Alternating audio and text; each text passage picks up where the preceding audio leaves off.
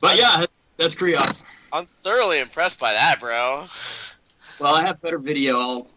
I did some video that I might put up to show you. I'll throw a link to or whatever, so you can actually see it because it's the camera on this computer doesn't really give it justice, in my opinion. It really doesn't. I mean, I wish that Private I get to Press see it in allowed person tomorrow. conversions. Yes, you do, John. I mean, I wish their Private Press allowed conversions in their tournaments. They have, I think it's a rule like 80% or 75% of the model has to be the original model. Yeah. Because cool conversions like that come out, and I'm like, man, I would love to play against that. You know, one of the big problems with their line is the fact that it's much harder to convert, and that's one of the things that you know why people love Space Marines, because you know what, they can do whatever they want with them. People love Space Marines because I can have a Space Marine that's amazing and does whatever it wants and looks this way or that way or another way, and they have they have races like orcs. You're like, okay, orcs, I want to look more scrapyard, or I want to do this theme. I want to be snake bites, or whatever. And that's where GW has such an advantage, especially over things like Warmachine, whose models are not up to par, or Infinity, whose Well, if models the par is GW, then no one's up to par but GW. Yeah, no, there's no company in the Anyway, world. keep going. There's a way to make it so that your Well, the Private Press is now officially going over to sprues and John, what's the name? Hard plastic injection molding. Thank you.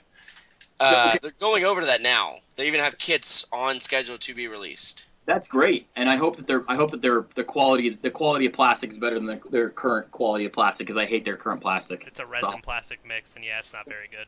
It's one of the worst products I've ever worked You're talking with. about now or the upcoming one, John? I'm Right talking now. Okay, the upcoming one is supposed to be all plastic. Yep. And from what I've, people that got their hands on it say it's pretty good. Well, I hope so. And what I would really like to see is I don't know if I stated it correctly. One of the biggest advantages that Games Workshop has is that people love, because of the way that people love their fluff and the product that they have. They really can make it into a hobby, right? They can, and you look at Privateer Press does okay with it. Infinity paints their model, but none of these other games really say, hey, here's a hobby, right? You're right. You're right. GW is a hobby, a full-on hobby. Yes, and that's the advantage that they have, and that's the advantage that that if they want to succeed over having a decent game or even a game at all, they need to really keep. I mean, but how far? I mean, what eventually is going to win out? I mean, if you're looking down the future, what wins out? The better rules or the better models? The better rules do. The better models. The better models are. Well, I mean, frankly, what you're looking at. Modeling's a dying hobby. It is a dying hobby. Modeling is yes, it is dying. You're like looking out. Hey, there's this race, right? There's this race to have the best models, and GW is way far ahead. But the problem is that there is the end of times, and the end of times is everybody having a CAD-like program and a 3D printer that can produce the same quality that GW currently produces. And that's the end of times. That's when Games Workshop has either converted or died. And I, from my perspective, me personally, I think that if Games Workshop wants to continue to succeed, they do need to build a rule set around, a rule set that a vast majority, you can't always please everyone, but a vast majority not. And I feel like, and maybe I'm wrong, but I feel like there's at least a strong minority at like 30% of the game doesn't like the game now, I'd say I'd say you're at least 40%. I don't know. I don't know if you can really put hard percentages on it. I think it's more that everything that they've done since, I'd say, the release of 6th edition has served to divide the community into multiple sects. many small sects and divide it as far as possible. So I don't know that it's really hard percentages that like it or don't like it. It's many small sects that dislike this aspect, or really like all of it, or really dislike all of it, or really dislike this aspect or that aspect. That'd be my opinion on that. I think you're right, John. I think that yes, you're. Okay, that's a better way to look at it.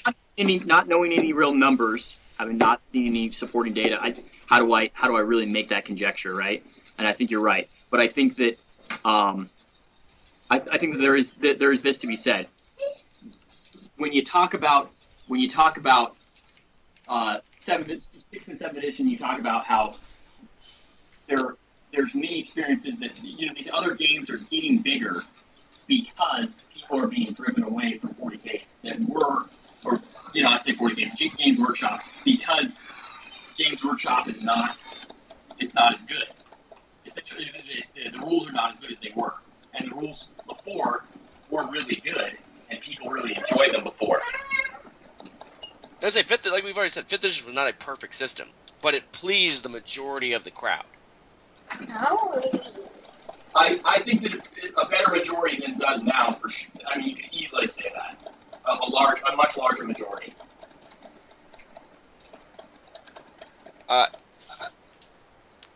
Yeah. John, by the way, the Dreadnought does look amazing, Oh, as everyone thank pointed you. out. It looks incredible. Man, I like Thomas on the stream. We gotta have Thomas on the stream more often. Provides lots of good conversation, no? Yeah, he does. I mean, a little conversation. I mean, we're now on prime time, so it's good we had this conversation again. We've already had it before, just me and John, but it's fun to have. More people's insight. Yeah, Thomas is a competitive player like me. I'm a truly hyper-competitive player whenever I get into a game, and we have differing opinions being both that type of player, so it's always fun to get his perspective. Well, I appreciate it, and I've enjoyed being on. I can't say that I would be around all the time, but I certainly do. Every week, Thomas, or you will be burned in your sins. I don't think that'll happen. Probably not. I'll keep hounding Thomas. He'll come on hopefully once every couple months at the Well, I want to at the hear least. when I want Thomas to come on, I want to start hearing about his bat reps when he starts getting more into Warmachine and how he starts breaking down the strategy. Because I guarantee he's gonna figure out something that nobody else has yet. Like I can already see it coming. Well, Yeah. I appreciate that thought, and I certainly hope that I will, but Being I don't know. the type of players that we are going to figure something out. I know you will. You will discover something. I'm enjoying it. I'm having a good time with it.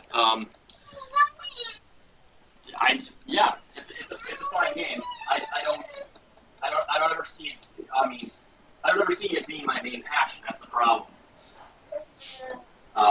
You wait, Thomas, until one day he calls us up.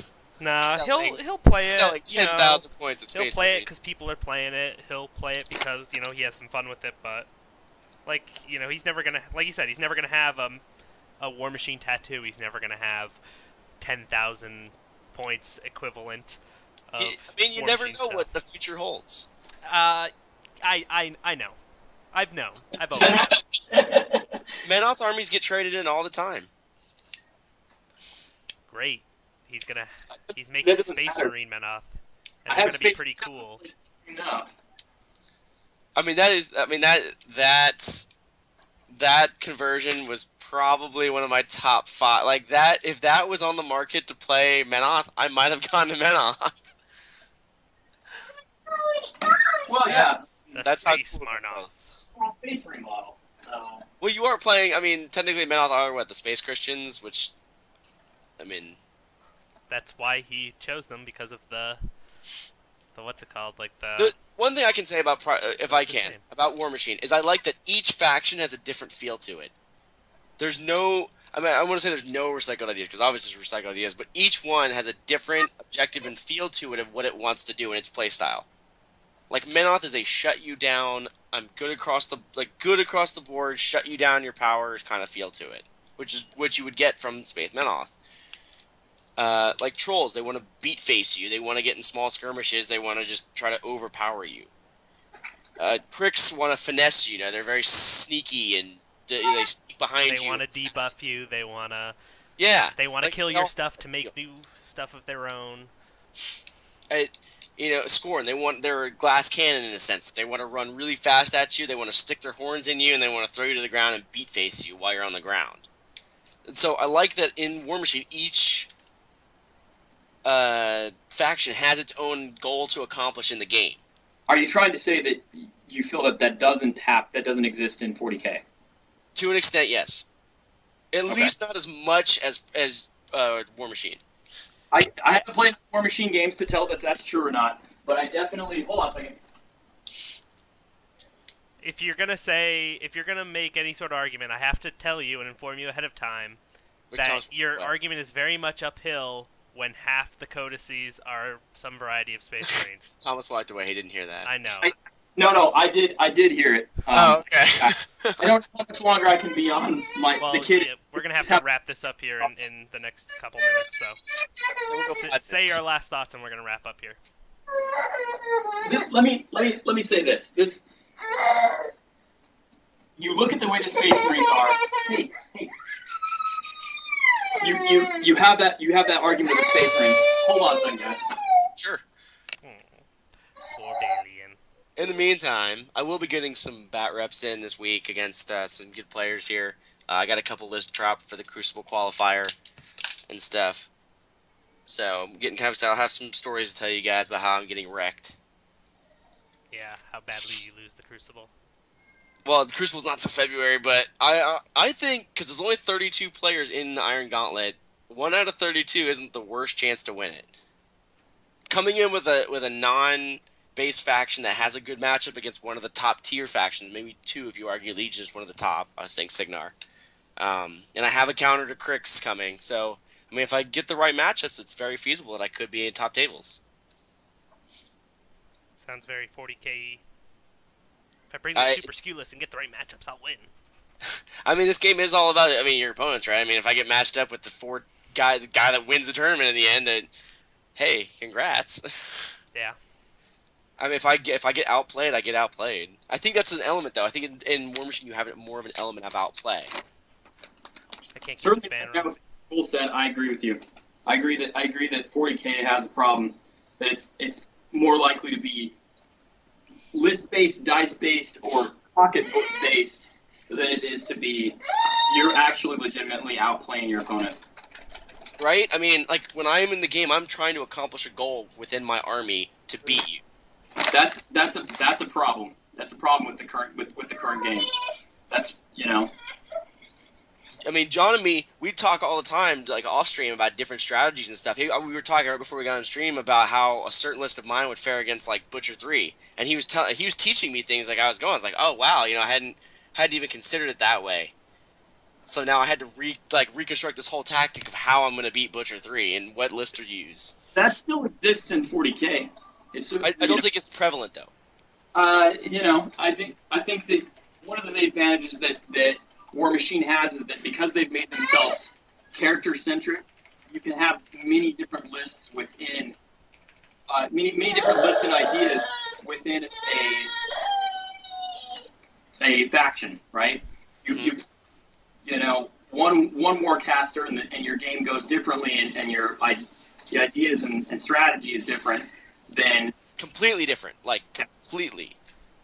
Yes, and that's a big advantage that Warmachine has, and that's great.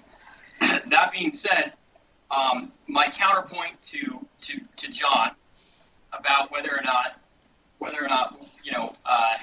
40K or whether or not there's as much variety and difference between the different packs or the different factions and groups in fluff, you see a real difference. In the current rule set, you certainly don't. I think that's what I'm talking about, the rule set. Okay, sure. They could, if they wanted to make it, if Games Workshop wanted to do it, they wanted to have a different feel for their armies, they could. They should. From the standpoint of being a player and doing. Even a casual gamer can agree. Like, it'd be fun. Like, when you play orcs, you don't picture mech orcs. You picture green tide, like these mounds of boys running over you. Well, they have. You can play all those different things. One of the things that they've allowed you to do is play more stuff. I just think that the strategies aren't. It's not as viable as the type of game that Warmachine is right now. That's just the truth. And and people make that argument all the time on the internet. They say, people are like, that's so stupid that that's that way or that's this way or whatever. And people counter with, well, I'm sorry that's your feeling. Why don't you go play Warmachine, right? If you want better rule set, go play Warmachine. And there's, and from my perspective, I have a problem with that, sure. But you can, you could definitely make the argument that with a few changes, they could do a very similar thing. They could have a very balanced game. GW is not like leaps and bounds. It's not like they're retards typing on a computer. They could very easily fix their game. 100% agree with you on that. I just think they haven't, though. And that's the thing, is like Eldar, to me, I picture like these slippery movement type things, which they've incorporated, great, but like then they're overpowered in every other facet as well. Like their movement should be really strong, and that there should be ties into your movement. I don't think they're overpowered in other facets. I mean, sure, with the right psychic powers, you can make a 2+3 rollable save on them, but the 2+3 rollables always had in mind that you're allied with Dark Eldar, and if you're not allied with Dark Eldar, you never get that 2+3 rollable. And you don't have close combat ability. Regular Eldar, I mean, sure, you can bring an Autarch. The Autarch can have a cool sword. Sure, there are certain ones, some of the Phoenix Lords who are really strong, really powerful in close combat, but the Phoenix Lords don't really have a way to get an invulnerable save other than being in the same, having one cast on them again with psychic powers.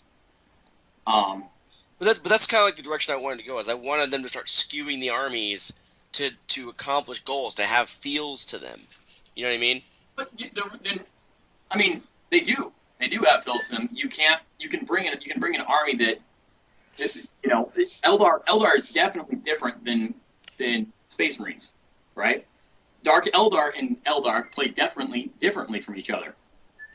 Regular Space Marine Codex. Not in your win conditions, though. It's Blood Angel Codex. Not in your win conditions. They may have different rule sets, but when you're trying to win the game, they all do the same thing. Okay, well that has nothing to do necessarily with the codexes. That's more with the ways you win the game.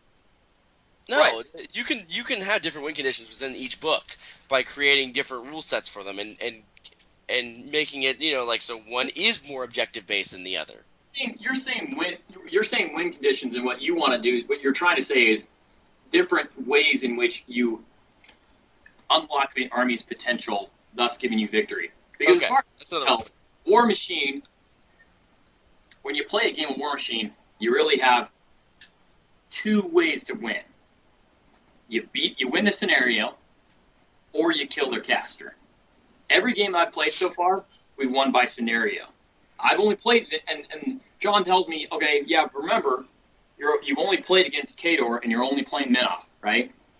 So there's definitely different groups, like you're saying, that go about it in a different way.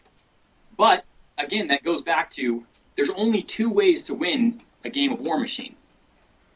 And how you get there is one thing, but victory is still only through two ways. And you can argue the same thing about 40K, or at least they were trying to make the same thing out of 40K. Is the objectives in 40K even relevant? Well, yeah, the objectives they're completely relevant. Are they relevant before the 5th and 6th turn?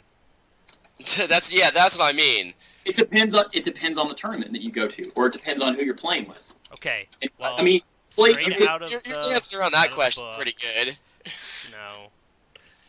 Not many people play tournament scenarios when they're not in the actual tournament. Yeah, don't dance around. Do they matter?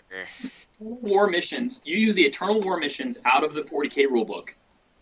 Then it's variable. There's at least what, 1, 2, 3. There's three out of 6 missions that objectives are not important unless they're only important to hold at the end of the game. 3 out of 6 of the Eternal War missions. So 50% of the game, I'm just trying to table my opponent, pretty much. 25%, because there are also 6 there's 6 of the progressive missions, the ones where every objective could matter every turn. I don't think that the way that they've got the rules set up for that scenario, for those scenarios, I can't remember what they're called right now. Maelstrom I don't think. of War? What? Are you talking about Maelstrom of War? Maelstrom of War. It's not balanced. It's not not even balanced. close. We weren't talking about that though. It's a mess, but it is technically in the book, so. It's technically in the book, and it's technically objectives. If you play with Maelstrom of War mission, the objectives could matter every turn. Unless I table my opponent.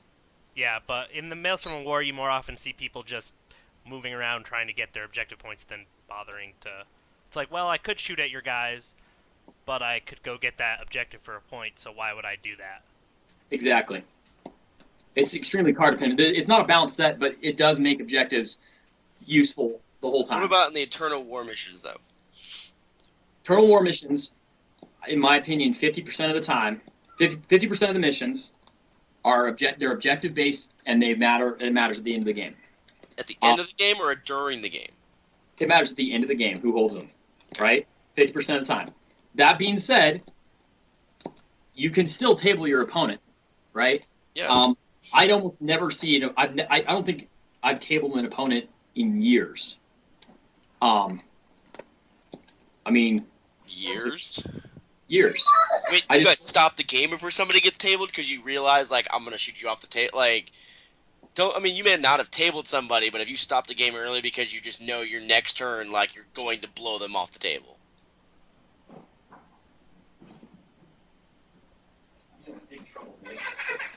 I think he had to step away for a second. Yes, he did. In the meantime, a word from our sponsors, GW. Down